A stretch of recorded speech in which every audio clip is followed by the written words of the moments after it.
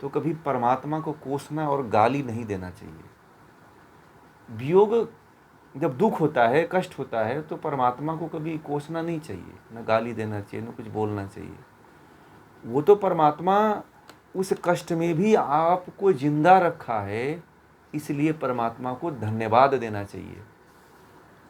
ठीक है, क्योंकि आप कर्मों का फल भुगत रहे हो ना, आपने कर्म किया इसलिए तो दुख भोग रहे हो ना। तो परमात्मा का धन्यवाद देना चाहिए कि परमात्मा ने आपको इस शरीर में और शरीर का इतना बड़ा साथ दे रहा है कि कष्ट भी भोग रहे हो और कष्ट से निकाल भी देता है। कष्ट मिलता है तो कष्ट से निकलते भी है ना, ऐसा तो नहीं है कि बीमार कोई पड़ता है तो ठीक नहीं होता है। तो परमात्मा को कभी मत कोसिए, कोसिए अपने आप को कि मैंने शायद पूर्व जन्म में कुछ ऐसे कर्म किए थे जिसका फल हमें ऐसा मिल रहा है। ये आपके कर्मों का फल ही होता है, बाकी और कुछ नहीं होता। ठीक है, इसलिए कभी परमात्मा को न गाली देना चाहिए, न कभी कोसना चाहिए, न परमात्मा से कुछ ऐसे बढ़ चढ़ करके परमात्मा को कुछ ऐसे अपशब्द कहने चाहिए। क्योंकि यदि आप अपशब्द कहते हो, गाली देते हो या कुछ ऐसी बातें कह देते हो तो आप फिर दोषी हो गए, मतलब आपको एक दोष और लग गया, मतलब उसके आपके कर्म का फल फिर उसका भी आपको कुछ फल मिलेगा।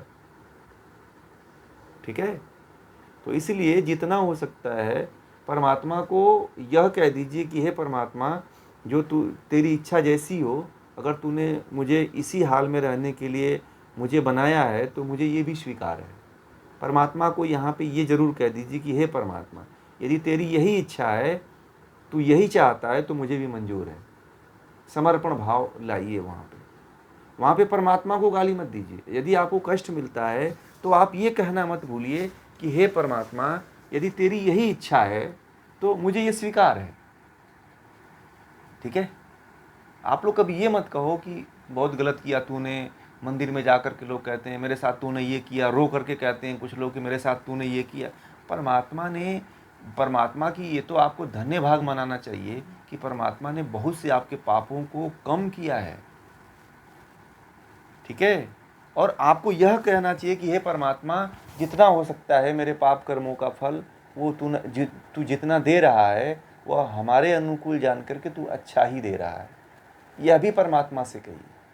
तो यदि आप ऐसे परमात्मा से जब वार्तालाप करेंगे तो परमात्मा निश्चित रूप से आपके दुखों को जरूर कम करेगा और जल्दी ही उस दुख से निकालेगा भी। इसलिए जब कुछ भी होता है तो लोग परमात्मा को गाली देना शुरू करते हैं, परमात्मा को कोसना शुरू करते हैं।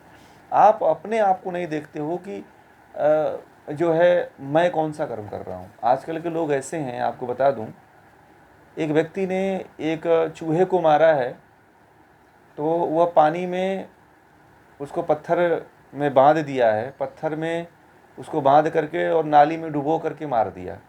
तो उसका जो कुछ जीव प्रेमी थे तो उन्होंने केस कर दिया है और उसे 3 साल की 7 साल की सज़ा सुनाई गई है एक चूहे को। जल्दी घटना, कल की परसों की घटना है वो। ठीक है, बदायूं की, उत्तर प्रदेश के बदायूं डिस्ट्रिक्ट की खबर है। ठीक है तो मतलब ये एक ऐसी घटना घटित हुई है।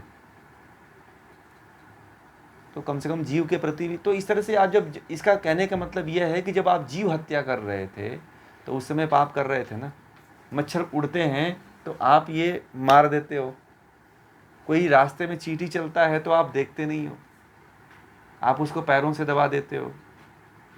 ठीक है, आप लोग चलते हो तो गाड़ी चलाते हो तो स्कूटी भी देखा करो कि हमारी स्कूटी किसी जानवर पे तो नहीं चढ़ रही है।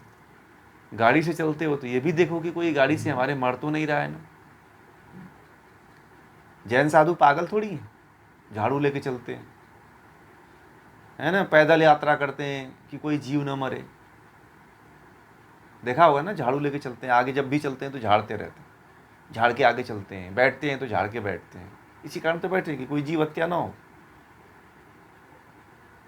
ठीक है, तो जीवों की जो हत्या करते हो तो उसका तो पाप आपको परमात्मा देगा ही देगा।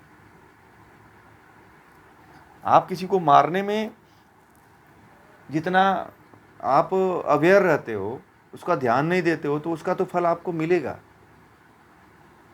इसीलिए किसी, आप मान लीजिए कि आप लोग, कुछ लोग अंडा खाते हैं, तो अंडा खाते हैं, कहते हैं इसमें जीव होता ही नहीं है, इसको खाओ।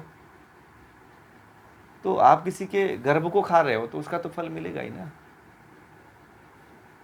तो परमात्मा तो कुछ ना कुछ दुख देगा आपको, और उसको भोगिए, तब स्वीकार कर लीजिए कि ये तो मेरे कर्मों का ही फल है, परमात्मा का तो इसमें कोई दोष है ही नहीं। हम अपने कर्मों को भूल जाते हैं, और परमात्मा जो कर देता है तो हम उसको गाली देते हैं, उसको कोसते हैं, उसको बोलते हैं, उसके प्रति शिकायत करते हैं। नहीं, स्वीकार करिए, एक्सेप्टनेस होना चाहिए, स्वीकारोक्ति होना चाहिए। ठीक है।